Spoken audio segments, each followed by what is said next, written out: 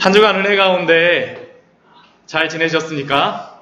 혹시 오시는 중에 혹시 비 맞고 오신 분들 계시지 않으세요? 오랜만에 비가 왔는데 비가 오다 보니까 또 이게 기분이 조금 약간 우울하신 분들도 있습니다. 그렇죠? 이게 습도가 높고 그러다 보니까. 그러나 우리가 그리스도 안에 있으면 새로운 피조물인 줄 믿습니다. 날씨가 우리를 중환할 수 없습니다. 우리 옆에 계신 분들에게 잘 오셨습니다. 우리 같이 은혜 나누기를 원합니다. 우리 같이 인사하도록 하겠습니다. 우리 옆에 계신 분들, 우리 뒤에 계신 분들, 우리 같이 인사드리도록 하겠습니다. 네, 안녕하세요. 네, 잘 오셨습니다. 네. 네. 이번 주에 저희가 크게 몇 가지의 그런 변화가 있습니다. 첫 번째 변화는 제가 여러분들에게 따로 광고는 드리지 않았습니다. 깜짝 놀라게 해드리려고요. 뭐냐 하면 2층에 저희가 식당을 공사를 다 완료를 했습니다. 네, 오늘서부터 그래서 저희가 여기서 예배 드리고 나면 올라가서 저희가 식사를 합니다. 네, 그래서 냄새가 안 나죠. 음식 냄새가요. 그렇죠? 네, 음식을 준비하고 오신 분들이 있으셔가지고 그 사랑의 그러한 냄새가 우리 옆에 날 수는 있지만 그러나 우리 예배당에서 더 이상 음식을 저희가 준비는 하진 않습니다. 우리 성도님들께서 우리 기도해 주셔서 좋은 곳에 우리가 얻게 하여 주시고 또한 좋은 분 만나게 해주셔서 일찍 저희가 공사를 마칠 수가 있었어요. 그래서 지금 이제 예배 끝나고 올라가 보시면 알겠지만 깔끔하게 저희가 잘 완료가 되었습니다.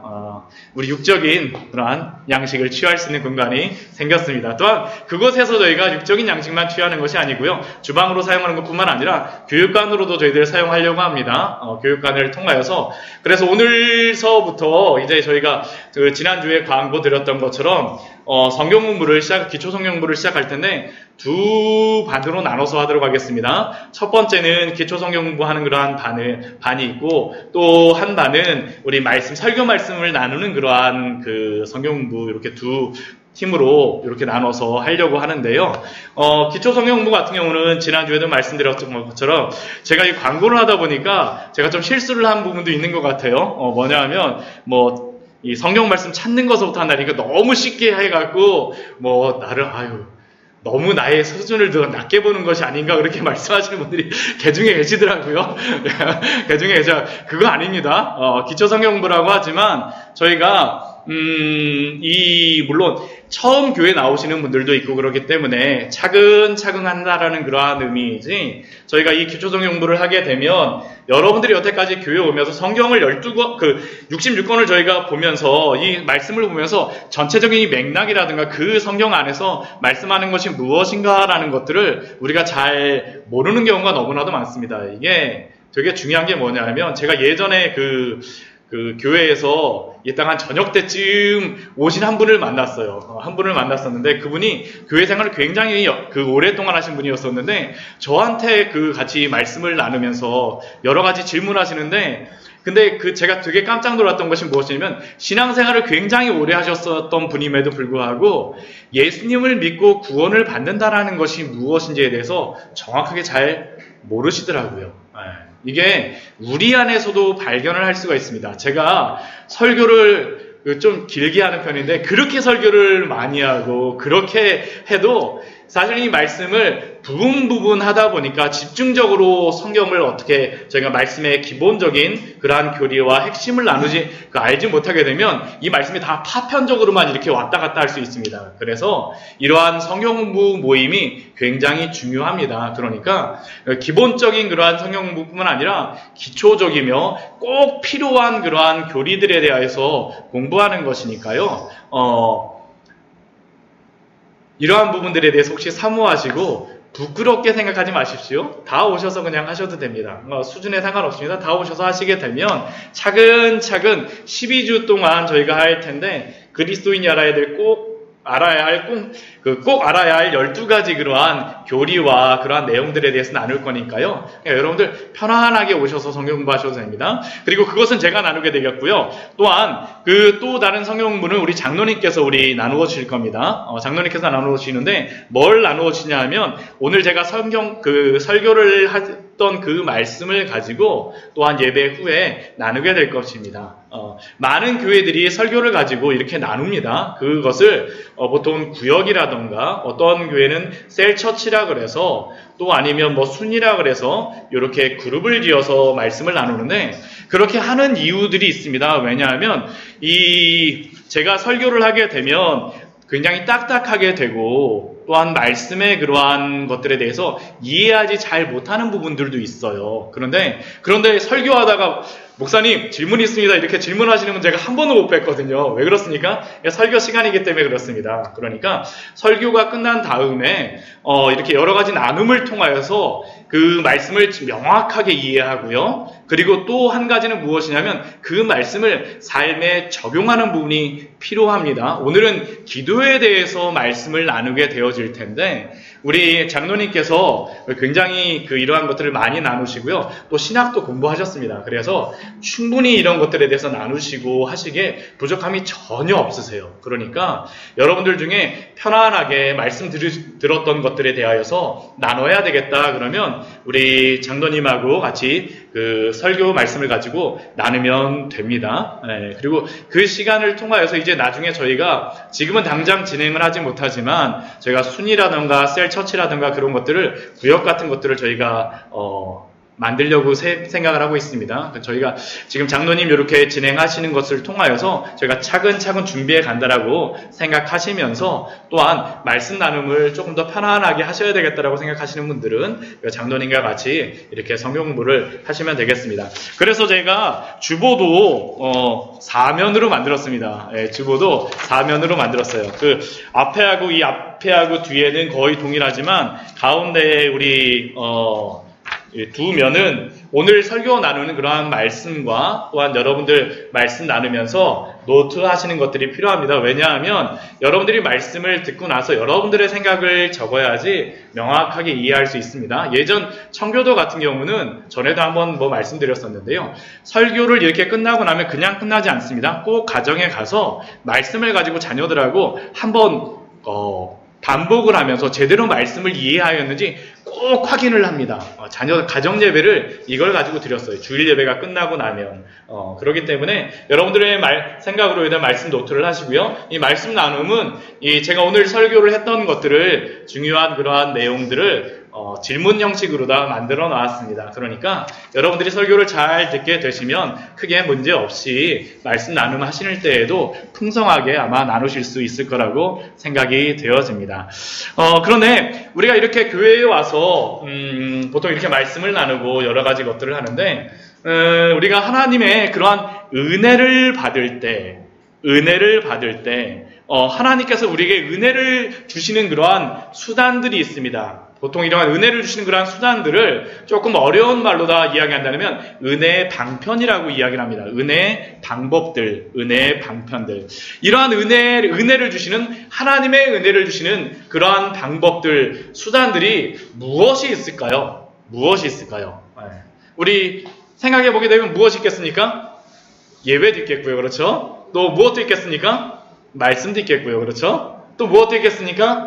기도도 있겠고요. 또 무엇도 있겠습니까? 우리가 성례와 같은 그러한 것도 있고요. 찬양과 같은 것들도 있고 이러한 교회 안에서 이렇게 성도 간의 교제들도 은혜를 나누는 그러한 방편이라고 하나님께서 은혜를 주시는 그러한 방편이라고 할 수 있습니다. 그런데 보통 성경의 그 많은 우리의 그 믿음의 선배들이 교회에서 이야기하는 가장 중요한 은혜의 방편을 세 가지로 다 이야기합니다. 세 가지로 다. 첫 번째는 무엇이냐 하면 말씀을 은혜의 첫 번째를 말씀을 은혜의 방편이라고 이야기합니다.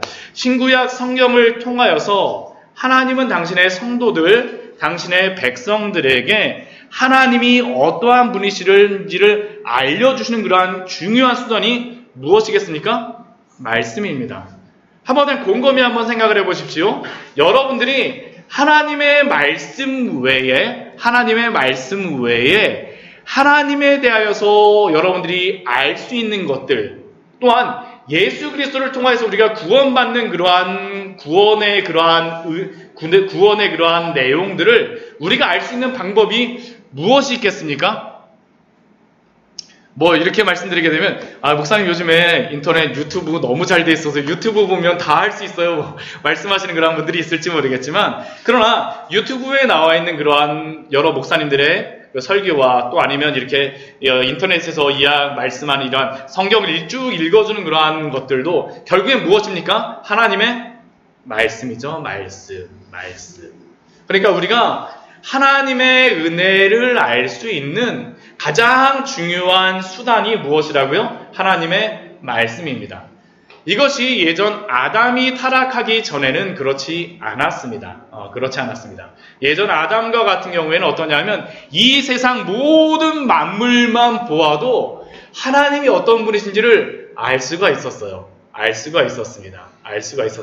그런데 인간이 아담의 범죄 이후로 어떻게 됐습니까? 죄에 빠짐으로 말미암아 이 세상의 모든 만물을 보면서 이것이 하나님이 만드신 것이구나 막 감동하면서 보십니까? 보통 그렇지 않습니다. 많은 요즘의 과학이라던가 많은 학자들은 어떻게 됩니까? 이 세상 모든 만물, 우주, 또한 별, 천체를 보면서 무엇을 발견합니까? 하나님이 살아계심을 발견하는 것이 아니라 반대로 무엇을 발견하곤 합니까? 하나님이 계시지 않다라는 것을 발견하게 되어집니다. 이게 바로 인간이 죄에 빠진 이후로 벌어지고 있는 그러한 현상입니다. 그래서 우리가 하나님에 대해서 알려고 하면 무엇을 통해서만 우리가 알 수 있습니까? 하나님에 대해서, 구원에 대해서 알려고 하면 말씀을 통해서만 알 수 있습니다. 말씀을 통해서만. 우리 로마서 1장 20절 말씀 우리 한번 같이 찾아보도록 하겠습니다. 우리 로마서 1장 20절 말씀에서는 그래서 이렇게 말씀하고 있습니다. 신약성경 우리 로마서 우리 1장 말씀 우리 한번 같이 보도록 하겠습니다. 사도행전 로마서입니다. 로마서 1장 20절 말씀 우리 같이 한번 보도록 하겠습니다.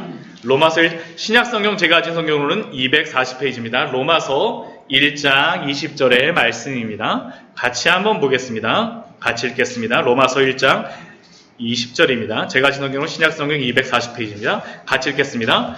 창세로부터 그의 보이지 아니하는 것들 곧 그의 영원하신 능력과 신성이 그가 만드신 만물에 분명히 보여 알려졌나니 그러므로 그들이 핑계하지 못할지니라.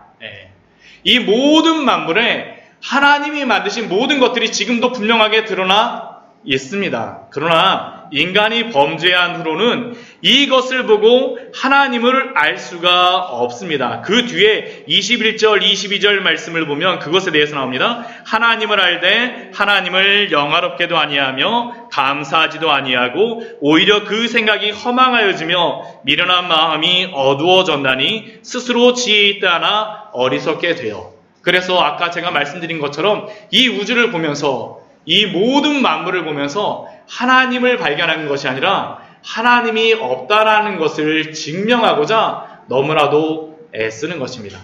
그래서 믿음의 성도들은 우리가 하나님에 대하여서 예수 그리스도의 구원에 대하여서 알려면 무엇에 대하여서 알아야 됩니까?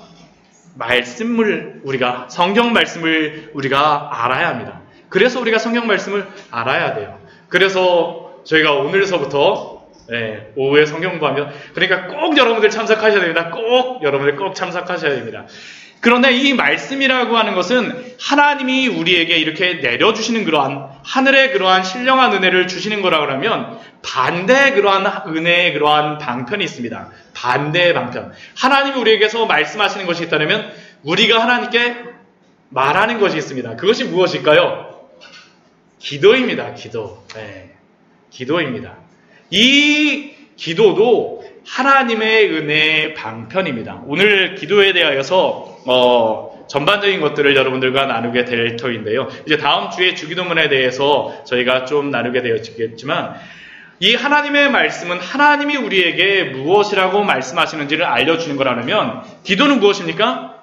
우리가 하나님 앞에 감사하고 또한 우리가 우리의 죄에 대하여서 고백하고 우리 자녀들이 그렇잖아요. 무슨 일 있게 되면 엄마하고 아빠한테 와갖고 엄마 뭐 했어요? 하고 부족하면 엄마 뭐 좀 주세요. 아빠 뭐 해주세요. 라고 부탁하는 것처럼 우리가 하나님 앞에 기도하는 것이 바로 하나님 앞에 교제하는 것이죠. 이게 바로 하나님이 우리에게 주는 은혜의 중요한 두 번째 방편입니다. 이 두 가지를 통해서 우리는 하나님과 사귐이 있게 됩니다. 사귐. 요한일서 말씀해 보게 되면 하나님과의 사귐에 대해서 굉장히 강조를 많이 하는데 이 사귐이 무엇을 통해서 이루어지냐면 바로 하나님의 말씀을 보는 것과 하나님과 기도하는 것을 통하여서 사귐이 이루어집니다. 아, 내가 하나님과 사귀고 싶어요. 하나님을 알고 싶어요. 하면서 만약 말씀 보고 기도하지 않는다면 어떠한 것이겠습니까? 말로는 하나님과 사귀고 싶다라고 이야기하지만 하나님에 대해서 알고 싶다라고 하지만 하나님에 대해서 하나님과 사귀고 싶은 사람일까요? 아닙니다. 하나님과 사귀고 싶어 한다라고 말은 하지만 사실은 하나님과 절교한 상태입니다. 그래서 우리가 말씀과 기도 외에 굉장히 우리가 포커싱을 하는 것이 너무나도 중요합니다. 사도 바울도 디모데 전서 말씀에서 말씀과 기도로 거룩하여 진다라고 우리에게 분명히 말씀합니다. 우리가 다른 것으로 거룩하여지지 않습니다. 우리가 하나님의 말씀과 기도를 통하여서 하나님과 사귀게 되니까 누구를 닮게 되는 거예요? 하나님을 닮게 되는 겁니다. 그러니까 누구를 닮아가요? 하나님을 닮아가요. 하나님은 어떠한 하나님이십니까? 거룩하신 하나님이세요. 그러니까 우리도 어떻게 됩니까? 하나님을 닮아가니까 거룩하게 되어지는 겁니다. 하나님과 사귐을 통하여서 말씀과 기도를 통하여서 우리가 거룩하게 되어지는 것입니다. 또 세 번째 은혜의 방편은 무엇으로 이야기하냐면 성례를 이야기합니다. 성례. 성례가 무엇입니까? 우리가 세례와 성찬을 이야기합니다. 세례와 성찬. 그러니까 우리가 세례와 성찬을 그 성찬 같은 경우에는 교회 와서 이렇게 떡을 먹고 포도주 마시는 거? 그러고서 우리가 너무 쉽게 생각할지 모르겠는데 그렇지 않습니다. 세례와 성찬은 굉장히 중요합니다. 세례 같은 경우는 무엇입니까? 세례의 그러한 의미가 무엇입니까? 우리가 예수 그리스도 안에서 모든 죄가 씻겨졌다라는 것입니다. 씻겨졌다라는 것입니다. 또 다른 의미가 무엇입니까? 우리가 예수 그리스도와 함께 죽었다가 다시 예수 그리스도와 함께 살아났다라는 그러한 의미가 바로 이 세례 안에 있습니다. 세례의 의미 안에 있습니다. 또한 그러한 세례를 통하여서 거듭난 성도들, 그 세례를 통해서 거듭나는 게 아니라 성령께서 우리를 거듭나게 하시지만 이것을 우리의 눈에 보이는 것으로서 우리에게 이렇게 하나님께서 주신 것인데 또한 이렇게 하나님의 자녀된 자들, 거듭난 성도들은 또 하나님과 무엇을 해야 됩니까? 교제를 합니다. 무엇을 먹고 교제를 하는 것이에요? 하나님의 예수 그리스도의 살과 피를 먹고 교제를 하라고 예수님께서 말씀하십니다. 그게 바로 성찬 속에 드러나는 것입니다. 그러니까 하나님께서 주시는 그러한 은혜의 방편들, 첫 번째는 무엇이라고요? 말씀. 두 번째는요?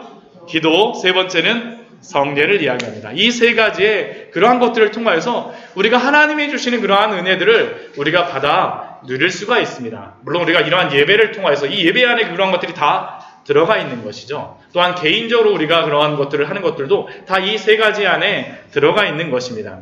그런다면 오늘은 우리가 이 말씀에 대하여서 그 기도에 대하여서 우리가 살펴보도록 하려고 하는데요. 이 기도에 대하여서 예수님께서 말씀하실 때 우리에게 몇 가지 주의할 사항들에 대하여서 말씀하여 주십니다. 첫 번째 우리가 기도할 때 우리가 주의해야 될 그러한 첫 번째 것이 무엇이겠습니까? 우리 5절 우리 처음에 보게 되면 예수님께서 뭐라고 말씀하십니까? 너희는 기도할 때 외식하는 자와 같이 하지 말라. 외식하는 자가 되지 말라라고 말씀하십니다. 지난주에도 우리가 외식에 대하여서 여러분들과 같이 나누었었는데 이 외식이라는 그러한 의미가 무엇입니까? 배우와 같이 행동을 하는 것입니다. 연극하는 사람과 같이.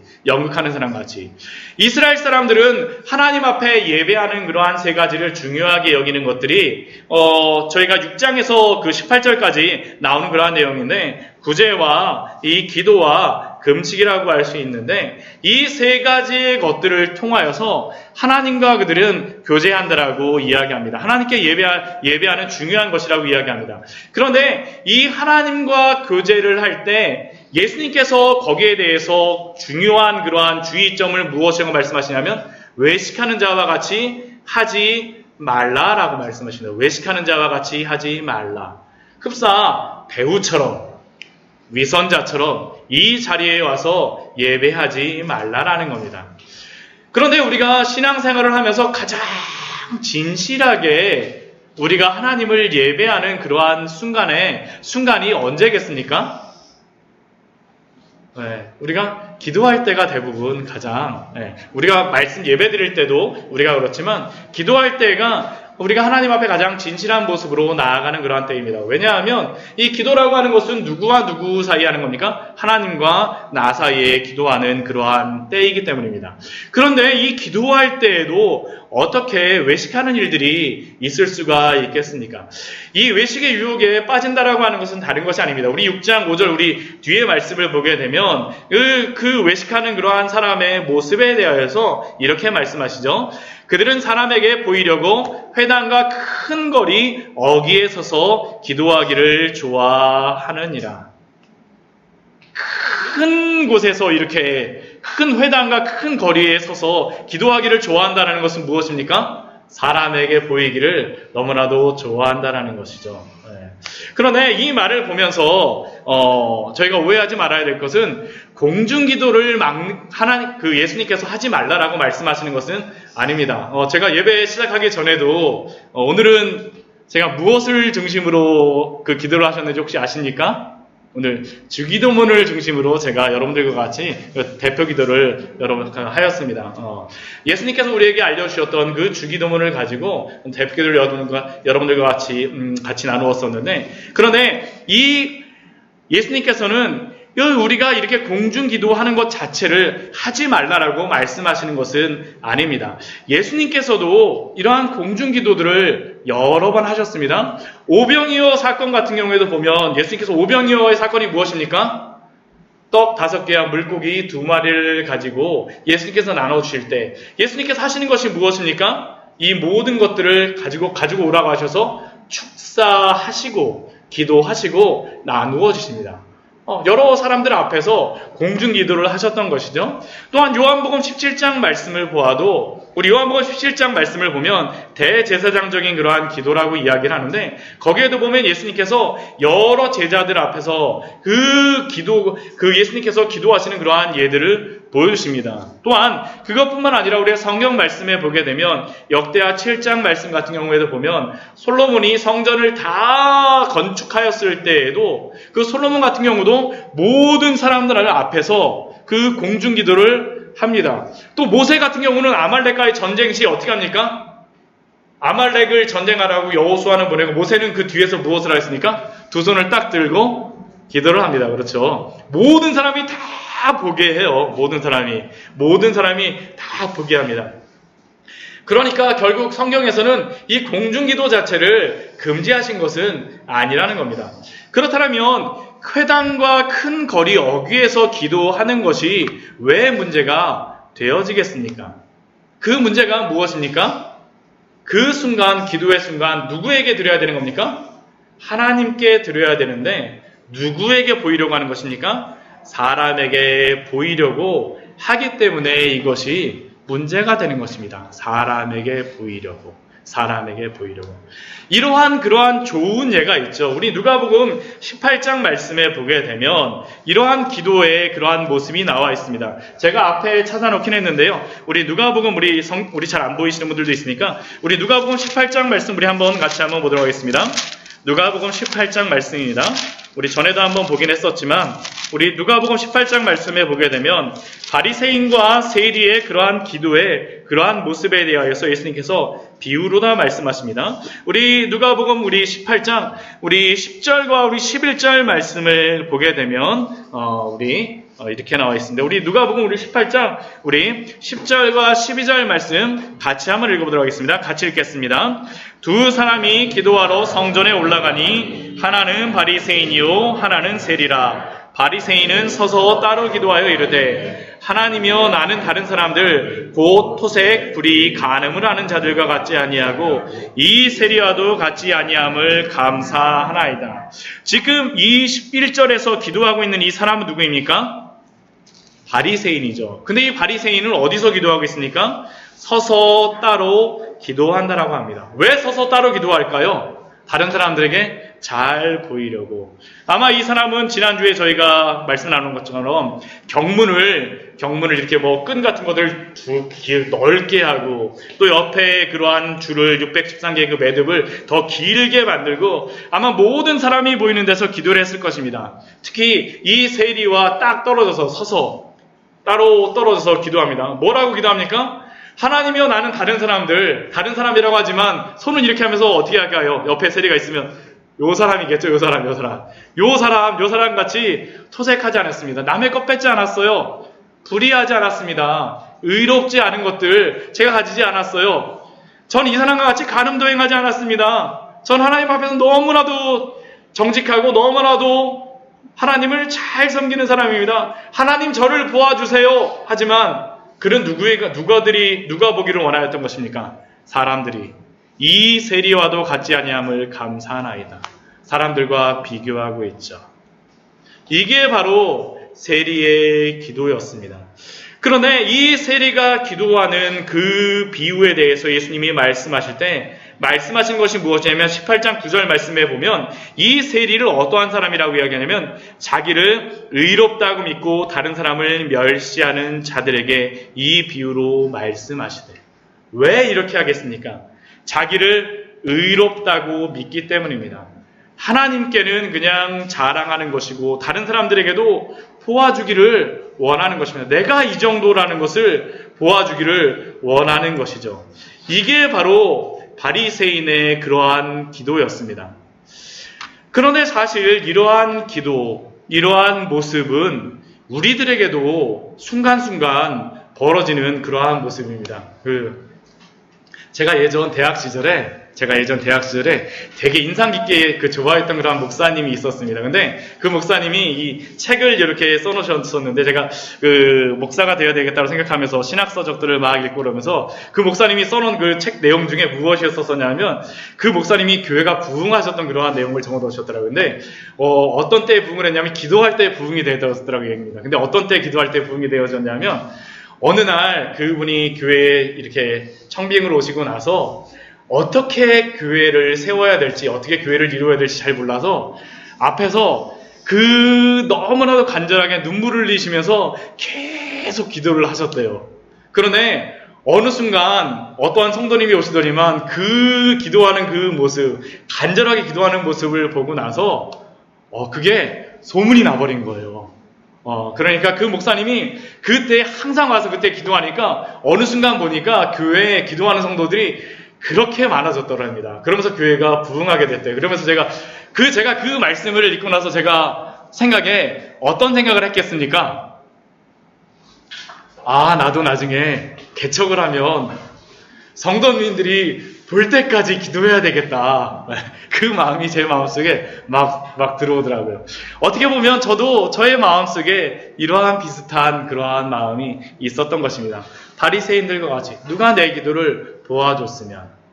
그런데 이러한 유혹들은 사실은 저뿐만 아니라 우리 모두에게 사실은 들어오는 그러한 모습입니다. 예수님께서도 이러한 유혹을 받으셨습니다. 우리 예수님이 기도하셨던 그러한 기도의 때가 있었죠. 예수님이 기도하셨던 때가 언제입니까? 우리 겟세마네에서 우리 기도하셨었고요. 그렇죠. 또 예수님이 또 기도하셨던 때가 언제입니까? 제자들을 택하실 때도 기도하셨었고요. 밤새도록 그렇게 기도하셨다고 합니다. 근데 예수님이 가장 오랜 시간 동안 우리에게 기도의 모습을 보여주셨던 때가 언제였을까요? 예수님이 40일 동안 기도하셨던 그때입니다. 근데 한번 생각해 보십시오. 그 40일 동안 기도하셨던 그때, 육체적으로는 가장 굶주리셨지만 영적으로는 어떠셨을까요? 가장 하나님의 그 뜻을 분명하게 알고 하나님의 그러한 일들을 행하시기 위해서 준비가 끝나셨을 때 마귀가 어떻게 합니까? 들어와서 유혹을 하지 않습니까? 무엇이라고 유혹합니까? 내가 만일 하나님의 아들이거든 명화의 이 돌들로 떡덩이가 되게 하라. 또 무엇이라고 유혹을 합니까? 내가 만일 하나님의 아들이거든 뛰어내리라. 기록되었을 때 그가 너를 그의 사자들에게 명하시니니 그들이 손으로 너를 받들어 발이 돌에 부딪히지 않게 하리라. 너가 만약 여기서 뛰어내리게 되면 모든 사람들이 보고 너를 하나님의 아들로다 볼 거야. 예수님의 기도하는 그 자리까지도 누가 온 겁니까? 마귀가 온 겁니다. 우리의 마음속에 유혹이 온다는 것이 우리가 아무리 하나님 앞에 거룩하게 기도하려고 한다 할지라도 이러한 유혹 속에 빠질 수밖에 없다라는 것입니다. 그렇기에 우리는 이러한 것들에 대해서 주의해야 됩니다. 그런데 이렇게 기도하는 사람은 무엇이라고 예수님께서 말씀하십니까? 그들이 자기 상을 이미 받았다라고 말씀하시죠. 그런다면 이러한 외식하는 자와 같이 하지 말고 사람에게 보이지 않으려면 우리는 어떻게 기도해야 되겠습니까? 우리 뒤에 말씀에서 예수님께서는 어떻게 기도해야 될지를 우리에게 말씀하십니다. 우리 6장 6절, 우리 마태복음 6장 6절 우리 같이 한번 읽어보도록 하겠습니다. 같이 읽겠습니다. 너는 기도할 때 문을 닫고 중에 계신 내 아버지께 기도하라. 은밀한 중에 보시는 내 아버지께서 갚으시리라. 예수님께서는 다르게 말씀하시는 것이 아니라 골방에 들어가서 문을 닫고 은밀한 중에 기도하라고 말씀하십니다. 은밀한 중에 기도하라고 말씀하십니다. 왜요? 사람들이 보지 않도록 하기 위해서. 골방에 들어가서 누구와만 마주하라는 것입니까? 하나님과만 마주하라는 겁니다. 근데 이것도 또 우리에게 유혹이 될 때가 있습니다. 우리가 골방에 들어가기 위해서 많이 하는 것들이 무엇입니까? 아까 예수님처럼, 나도 예수님처럼 40일 금식기도 해야 되겠다고 산기도 들어가고, 아니면 우리가 무엇인가 진짜 골방에 들어가고 나 며칠 동안 기도했어요 하는 그러한 우리의 모습들, 단순히 그냥 골방에만 들어가는 것으로서만 그것이 모든 것을 만족하는 것은 아닙니다. 이 골방에 들어간다라고 하는 이 의미는 무엇이겠습니까? 그 의미는 무엇이겠습니까? 하나님 앞에서라는 겁니다. 하나님 앞에서라. 내 아버지께 기도하라. 우리 6절 말씀에서 아버지께 기도하라. 아버지께서 갚으시리라. 아버지 앞에 서라라고 말씀하십니다.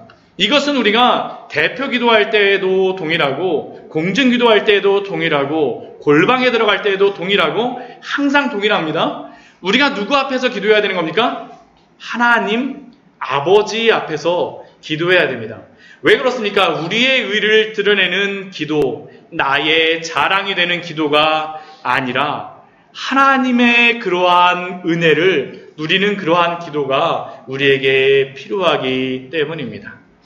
우리의 기도를 듣는 첫 번째 분은 누구시겠습니까? 하나님이십니다. 하나님, 우리의 말씀을 들어주세요.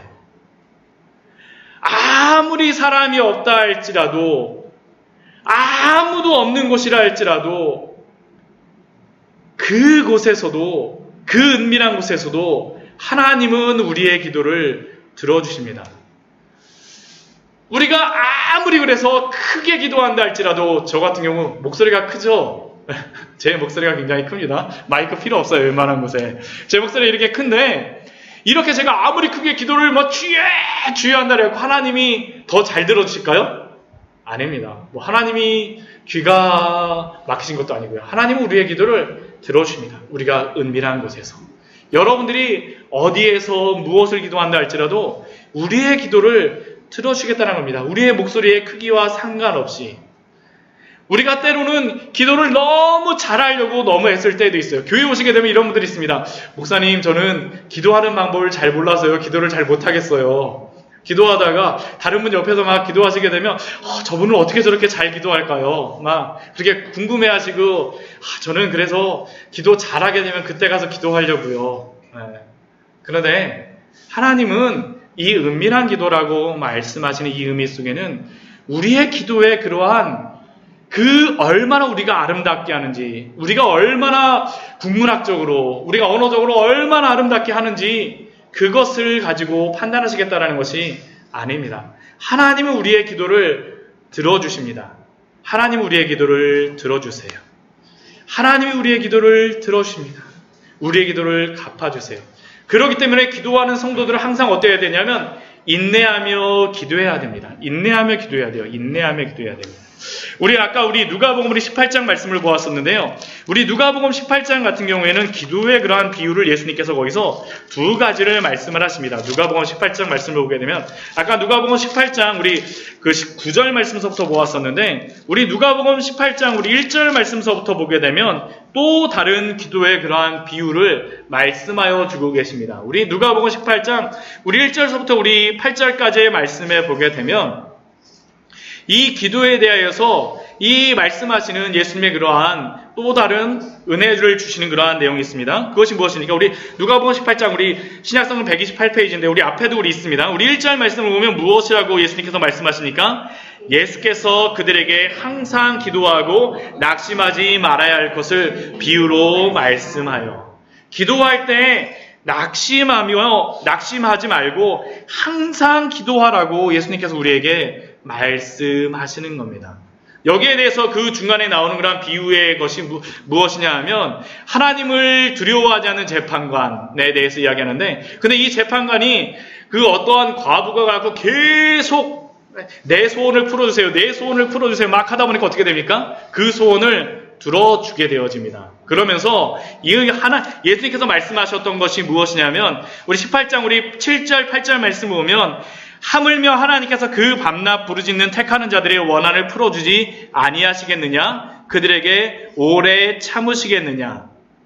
하나님께서 기도를 들어주시겠다라는 것이죠. 그러니까 우리로 하여금 인내하며 기도하라고 말씀하십니다. 근데 8절 말씀에 보면 이렇게 말씀하세요. 8절 말씀 우리 같이 한번 읽도록 하겠습니다. 같이 읽겠습니다. 내가 너희에게 이르노니 속히 그 원한을 풀어주시리라. 그러나 인자가 올 때 세상에서 믿음을 보겠느냐. 하나님은 들어주실 준비가 되어 있는데 무엇이 문제라는 것입니까?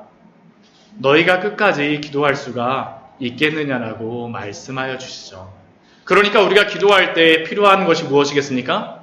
하나님 앞에 하나님이 들어주시기 때문에 하나님 앞에 인내하고 기도하시는 우리 성도님들 되시기를 축원합니다. 하나님이 들어주세요. 그러니까 인내하시고 기도하십시오. 또한 이 하나님께 기도한다는 이 의미 속에는 또 우리가 주의해야 될 것을 무엇이라고 말씀하시냐면 7절 말씀에 보게 되면 우리 6장 7절 말씀 보게 되면 중언부언하지 말라라고 말씀하십니다. 이 중언부언이라고 하는 이러한 의미는 무엇이냐 하면 무의미하게 아무 말이나 하지 말라라는 그러한 의미가 이 안에 있습니다. 제가 예전에 직장 다니게 되면 윗사람들한테 이렇게 보고서를 작성해갖고 보고할 때가 있습니다. 근데 보고서를 작성할 때 가장 나쁜 보고서가 뭐냐 하면 항상 이런 보고서를 가지고 가면 정말 항상 혼납니다. 뭐냐 하면 그 보고서를 한 50페이지 정도 만들어요. 한 50페이지 정도 만들어갖고 쭉 이야기하는데 내용은 하나도 없어요. 앞에 했던 얘기 또 하고 앞에 했던 얘기 또 하고 그래갖고 보고서만 어떻게 합니까? 50페이지 하고 나니까 한 10페이지 정도 듣다가 그 상사가 뭐라고 하겠습니까? 가져가. 다시 해오라고 이야기합니다. 그 이야기가 무엇입니까? 중언부언하다. 이게 바로 중언부언하다는 겁니다. 무의미하게 반복하는 그러한 것들. 그 마음속에는 무엇이겠습니까? 말을 많이 하여야 들으실 줄 생각하느니라. 우리가 그렇다라는 거죠. 말을 많이 해야지 하나님이 들으실 거라고 생각하는 그러한 것들. 그러나 하나님 앞에 기도하면 하나님께서 뭐라고 말씀하십니까? 들으신다라고 말씀하세요. 응답하신다라고 말씀하십니다. 왕상 말씀 제가 여기 찾아놓긴 했지만 찾지는 않겠습니다. 이방인들이 이렇게 기도하는 겁니다. 이방인들이나 이렇게 오랫동안 막 지성이면 감천이라고 하고 그냥 목욕제기 하고선 새벽에 막 저희 새벽 예배 드리는데 그게 나쁘다라는 건 아닙니다. 근데 우리의 어떠한 많은 말, 우리의 정성으로만 하나님이 들어주신다라고 우리가 생각하는 것은 아니라는 것입니다. 하나님 어떤다라는 겁니까? 중언부언하지 않아도 하나님께서 어떻게 하십니까? 우리의 기도를 들어주세요. 그렇지만 우리가 정말 필요하게 되면 어떻게 됩니까? 새벽이 아니라 밤새서도 기도합니다. 하나님이 기도하게 해주세요. 하나님이 우리의 마음속에 기도하게 하시는 것입니다. 이게 바로 기도하는 자들에게 필요한 그러한 자세입니다. 그런데 이 기도할 때 우리가 마지막으로 우리가 또한 주의할 것이 있습니다. 우리 8절 말씀을 보게 되면 그들을 본받지 말라라고 말씀하세요. 우리가 중언부언하지 않아도 되는 이유가 무엇이냐면 하나님께서 구하기 전에 너희에게 있어야 할 것을 하나님 너희 아버지께서 어떻게 하신다고요? 아신다라는 겁니다. 아신다라는 겁니다. 그렇기 때문에 우리가 중언부언하지 않아도 됩니다. 하나님이 다 알고 계십니다. 우리가 기도하기 전에도 사실은 하나님이 우리가 무엇을 기도할지도 다 알고 계십니다. 사실은 이것이 너무나도 우리에게 위로가 되어지죠. 혹시 이런 경우 당해 보신 적이 있으신지 잘 모르겠습니다. 너무나도 힘들게 되면 하나님 앞에 기도할 힘조차 없는 경우가 있어요. 사실은 무엇을 기도해야 될지도 잘 모르고 무엇을 나누어야 될지도 잘 모릅니다. 그런데 그러한 때에도 우리가 어떻게 될까요? 하나님 앞에 나아가세요. 왜요? 하나님이 알고 계시기 때문입니다. 우리가 자녀가 대부분 와서 이야기할 때 자녀가 한마디 딱 하게 되면 그 다음 무엇 얘기할지 대부분 어떻습니까? 대부분 알고 있어요. 그런데도 자녀의 말을 어떻습니까? 우리가 그만 얘기해. 왜 또 얘기해? 전에도 얘기했잖아. 여러분들 그러시나요? 그렇지 않죠. 그렇게 하면 어떻게 합니까? 그랬니? 그래서 어떻게 해? 정말 그렇구나. 그럼 어떻게 합니까? 함께 해주죠. 이 기도하는 자들에게 하나님이 주는 은혜입니다. 알고 있음에도 불구하고 우리에게 기도하라고 말씀하십니다. 그리고 하나님이 알고 계시기 때문에 우리에게 가장 좋은 것을 주세요. 이게 응답입니다. 하나님이 기도할 때 가장 좋은 것을 주십니다. 우리 앞에 있는 그림이 여러분들 어떤 그림 같아요? 요리사가 무엇을 주죠? 무엇을 주고 있습니까? 뱀입니다. 뱀. 코브라 주고 있고 또 하나는 옆에 무엇을 주고 있습니까? 전갈을 주고 있습니다. 전갈. 이게 어떠한 말씀이냐 하면 우리 누가복음 11장, 우리 마태복음 우리 7장 말씀에도 우리 나오긴 하는데 우리 기도에 대한 말씀할 때 가장 유명한 말씀 중에 한 가지가 무엇이냐면 구하라, 찾으라, 두드리라라고 말씀하세요. 구하라, 찾으라, 두드리라. 구하는 자에게 주실 것이요, 찾는 자가 찾을 것이요, 두드리는 자에게 열릴 것이니. 예수님께서 이렇게 기도하는 자에게 주시겠다라고 말씀하십니다. 그런데 이 주시겠다라고 말씀하시는 이 말씀 가운데 우리 누가복음 11장 10절과 11절 말씀에 보면 이러한 말씀이 있습니다. 너희 중에 아비된 자로서 누가 아들이 생선을 달라 하는데 생선 대신에 뱀을 주며 알을 달라 하는데 전갈을 주겠느냐. 지금 자식이 갖고 이야기하는 거예요. 아빠, 저 뱀 주세요. 저 전갈 주세요. 여러분들 같으면 뱀을 달라고 그러고 전갈을 달라고 하는 그 자식에게 그래 여기 뱀이 있다. 여기 전갈이 있다. 주시는 부모가 있겠습니까? 없습니다. 왜 그렇습니까? 뱀하고 전갈이 자식에게 나쁘다는 것을 알기 때문입니다. 그러면서 말씀하시는 것이 무엇이냐면 뱀 대신에 생선을 주고 전갈 대신에 알을 준다라고 말씀하시는 겁니다. 이게 하나님이 우리에게 주시는 방식입니다. 우리가 하나님 앞에 가서 구하고 찾고 두드립니다.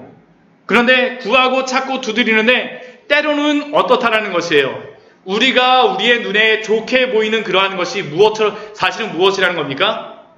뱀과 같고 전갈과 같다는 것이요. 우리는 그것이 너무나도 좋다라고 생각해갖고 하나님 이것만 주시면 제가 하나님 정말로 잘 믿고 살아갈게요 하는데 그것 주시면 어떻게 되겠습니까? 하나님 안 믿는 경우도 발생할 수가 있다는 겁니다.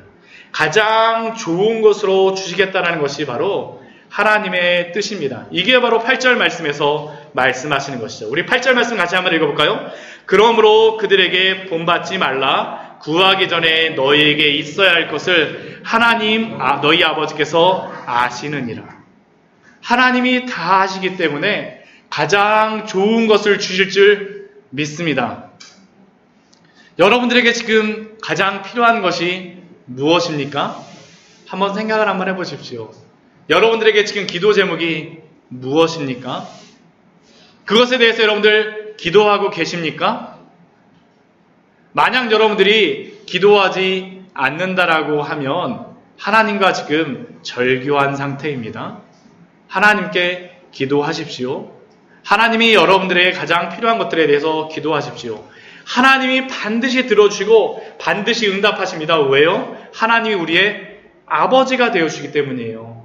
우리가 그러한 기도 제목들을 가지고 할 때 에이 그런 거 이렇게 하시지 않습니다. 반드시 들어주세요. 그렇지만 우리의 뜻대로 들어주진 않습니다. 가장 좋은 것으로 우리에게 주실 것입니다. 우리 이 시간 같이 기도하도록 하겠습니다.